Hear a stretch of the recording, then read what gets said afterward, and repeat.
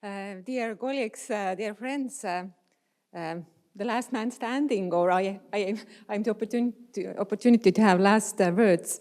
I'm really thankful for all the presentation today. It was very inspiring day, and I'm really grateful for Alexandra and especially to Greta, who asked me to talk today here. And when Greta asked me to choose an artist from Strozzi's period, two names came first to my mind, Arend Passer and Tobias Heintze. And the Heintze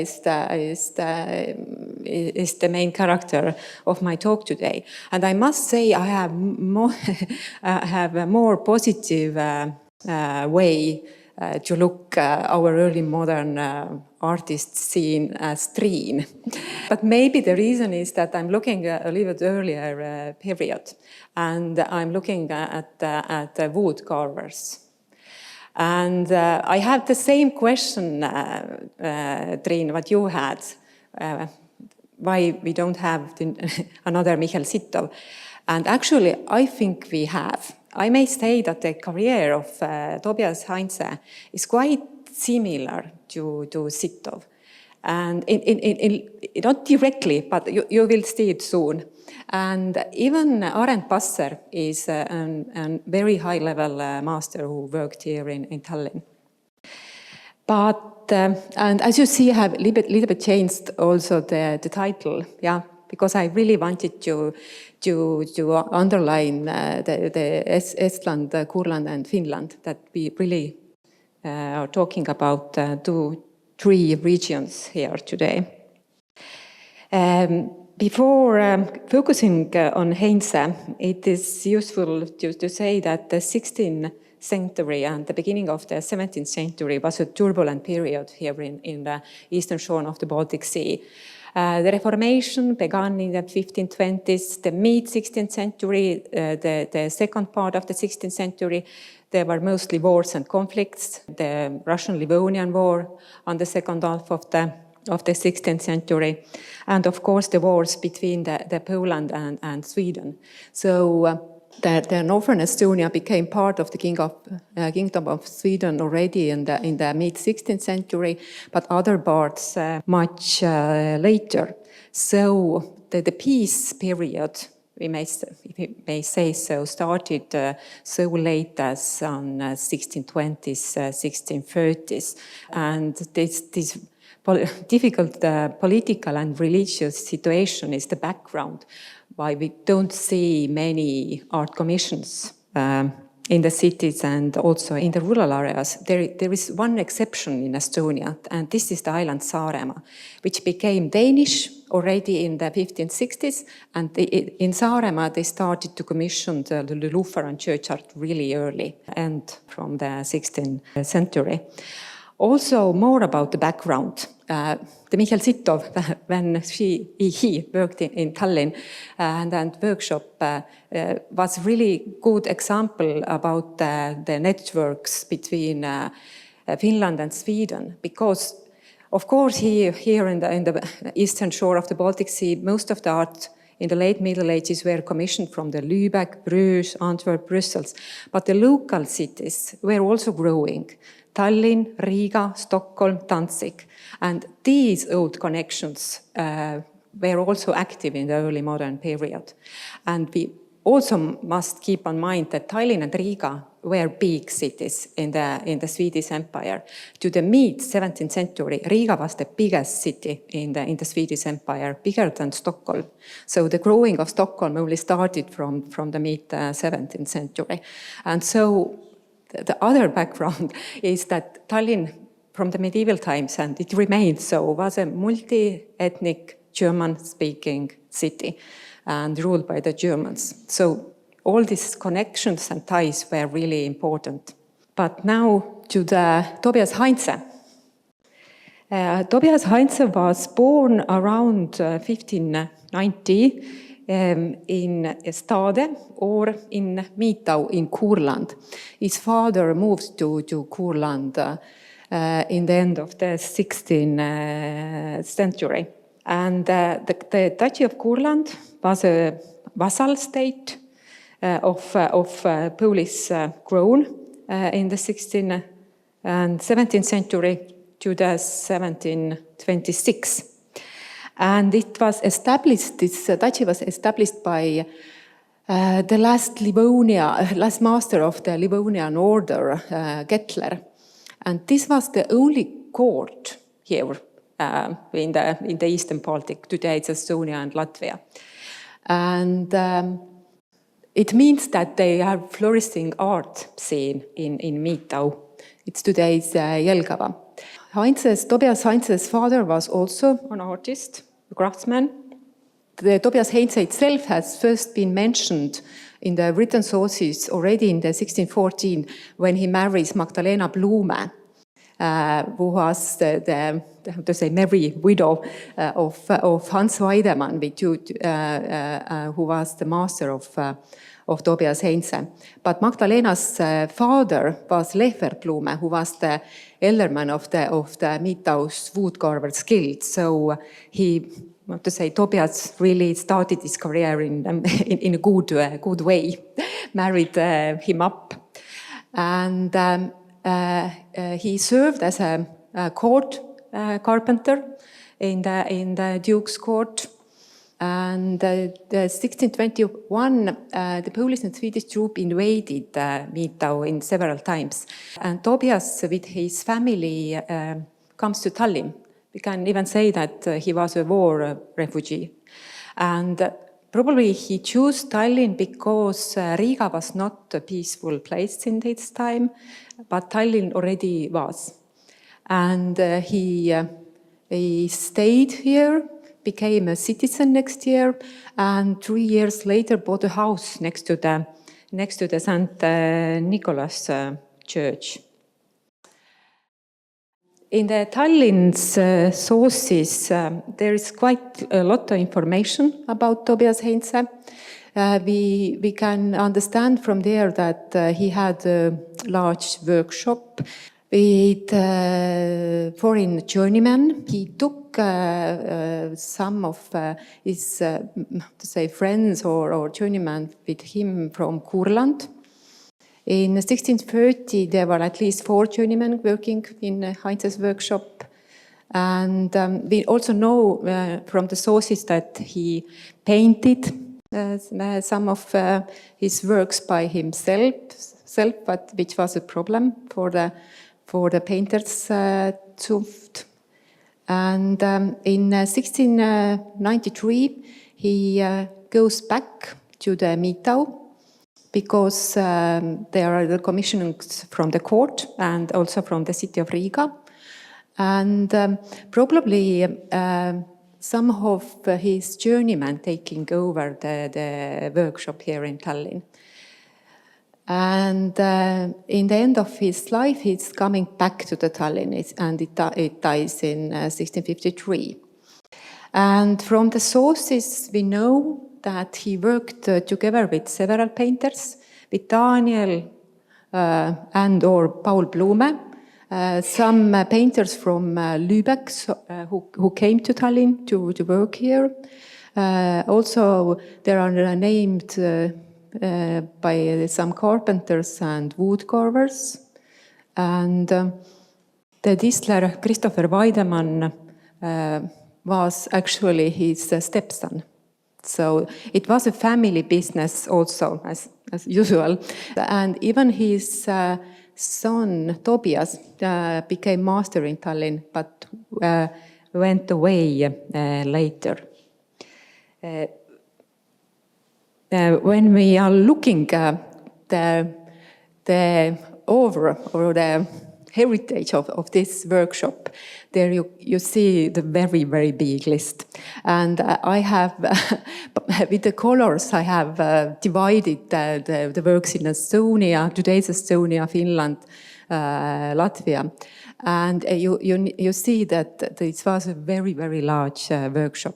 And he started as a court carpenter, as a freemaster, came to Tallinn, established a huge, I may say huge workshop here, had a commissioners from Tallinn, northern Estonia and Finland went back to the Courland, to the Riga, had commissioners there, and came back to the Estonia. So even the list of the works, to say, follows the life steps of Heintze.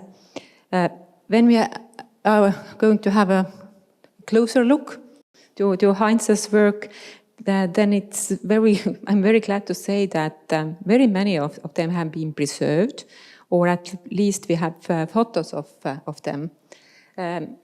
As I said, he started as a court carpenter, and this is one of the first works preserved from Heintze. And this is the reading pulpit from Mitau's Trinity Church. Actually, it was lost in 1944 and was lately discovered in Poznan. So it came back to Latvia a little bit more than 10 years ago. Very beautiful intarsia work. Just for the background, intarsia was very used in today's Latvian territories. If you are looking at the Estonian church heritage, we don't have almost any intarsia. I think it's the same in Finland. Yeah. And some closer look. And Tobias Heintze very nicely plays with this Old Testament Tobias story on this pulpit. Some years later, the great pulpit of the church was made by Heintze, and 1622 he comes to Tallinn. And the first known work by Heintze were the benches for the Tallinn Cathedral. They have unfortunately not been preserved. The most well-known Heintze's work in Tallinn was, of course, the pulpit of St. Nicholas Church. And this magnificent pulpit has not been preserved. It was destroyed during the March raid 1944. Only the St. Christopher, who served as the base of the pulpit, has preserved to today. And Heintze, with this work, worked together with painter Daniel Ohr and Paul Blume. But the Finnish commissioning started, and the first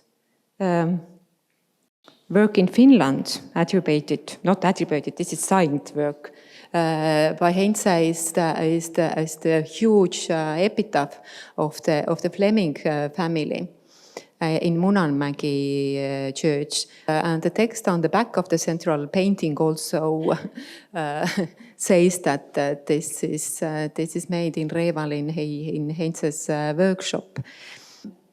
Tallinn and the Finnish donors, they have, long connections. And I named before the Arend Passer. Arend Passer was the sculptor and the stone carver. And the worked in the end of the 16th century, beginning of the 17th century. Came from the Netherlands directly or via Danzig, we don't know exactly. And most of the most magnificent sarcophages and tombstones from this period, not only in Estonia, but also in Finnish churches, coming from the Passer workshop. And even we can see his works in Sweden. And it was the very well-known Finnish-Swedish noble family Horn. The Horns, who were the main commissioners from this workshop. And in Tobias Heintze's case, it's a Fleming family. The Fleming family starts to commission the epitaphs and especially the pulpits from Heintze's workshop. But the work here in Tallinn continues. St. Olav's Church is getting a new pulpit, and the guilds are starting to commission the artworks. But also the rural churches of the northern Estonia. I mentioned Saaremaa before, but the situation of the mainland of Estonia was totally different because the peaceful period starts in the first 10 years of the 17th century. But the background is that also the state of Sweden is taking, but at least trying to take the power in their hands. And it is the same in Finland. And the King of Sweden, the Gustav II Adolf, visits the Tallinn in 1620s, and he's sending here the Bishop of Västerås, Rudbeckius, coming to Tallinn, and the state of Sweden really says to the local nobility that now you must take care of the churches. And the first wave of donating of the pulpits and altarpieces in the northern Estonia starts. So Heintze is coming and stays in Tallinn in the best time. Here is the Keila church, the altar wall, the pulpit, and the choir screen. So they are commissioning the whole set from the Heintze's workshop. And also the Finnish commissionings, they are continuing. The Siundio altarpiece, the wall haven't been preserved, but at least as the sculptures are. More Finnish works in Taivassalo, again a commissioning from the Fleming family. And of course the Müller's epitaph in St. Nicholas Church in our Niguliste, destroyed again, and pulpits. Here is just a list to show you that Heintze's work here in Estonia for the rural churches, the altar, really fits with this first wave. That his workshop is the main workshop taking these commissionings. And back to the Courland, back to the Holy Trinity Church in Mitau, the new altarpiece.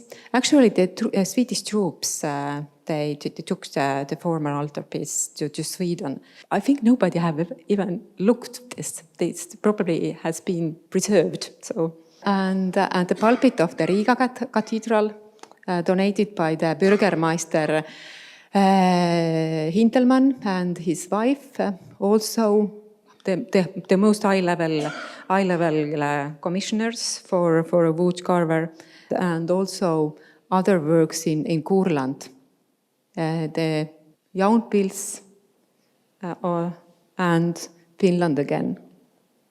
And the last work connected with Tobias Heintze is the remaking of the early kinship altarpiece. And this is the late medieval Brussels altarpiece with the early kinship originally in the corpus. And Heintze's workshop made new figures and replaced the old ones. To conclude, with this, empirical look to the life and the list of the works of Tobias Heintze's workshop, what points out its mobility is typical for this period and to our area. Like many artists of his time in our region, he originated from outside Estonia, Livonia, Courland, outside Finland. And this was a common pattern here and the roots are in the Middle Ages. He started in the Duchy of Courland, and this was unique. And Courland was exceptional in this context, and it was the only local court in the Baltic region. And this court was under the Polish state, but they were Lutherans. It was not Catholic area. And of course, the political and military context, the difficult times were almost over. Heintze's workshop had a very, very wide geographic and social reach. And I think this social is what makes him special, from the princely courts to the high-level nobility, local nobility, to the smaller commissioners as citizens of the Tallinn, Riga, but also the local landlords. And he's traveling between Tallinn and Courland several times. He's very mobile and very adaptive. Yeah, this is his person. Who is special. Shortly about Tobias Heintze and the art history of the Baltic Sea region. And I think this is maybe the main reason why I choose Heintze today as a topic, because there are several art historians who have written about Heintze, but they have written about Heintze as an island. The Estonians are focusing on Estonian works, the Finns on the Finnish work, Latvians on Courland and Riga works. And there is really need to have a more contextualized and a bigger picture about this master. And I just listed some works, or almost all works, dealing with Heintze. And even today, the basis of our knowledge is Sten Carling's Oldsnitzerai, about Heintze's heritage and Heintze's work. So in the early modern period, Heintze and Arend Passer, they are two very, very high-level masters. So I don't... But yeah, Ackermann also, but in my word, Ackermann is not reaching their level, because he is local. He's working only maybe in Finland. Have you looked at Ackermann's work in Finland? Yeah, you must do that. Because, yeah, for us, the late Baroque master Ackermann is a huge figure in our art history writing, and Trine and Hannes have worked lately with Ackermann. But also we have been on Estonian material. But Heintze and Passer, they are reaching the borders. But of course, if you are looking this Heintze and Passer, they are contemporaries, Strozzi, Ackermann is later. Yeah, and there is big change in the second part of the 17th century. Yeah, but I personally think that we should look, and we're looking after Ackermann's works outside Estonia to finish Riga also, yeah. Yeah, but yeah. But thank you. yeah, thank you.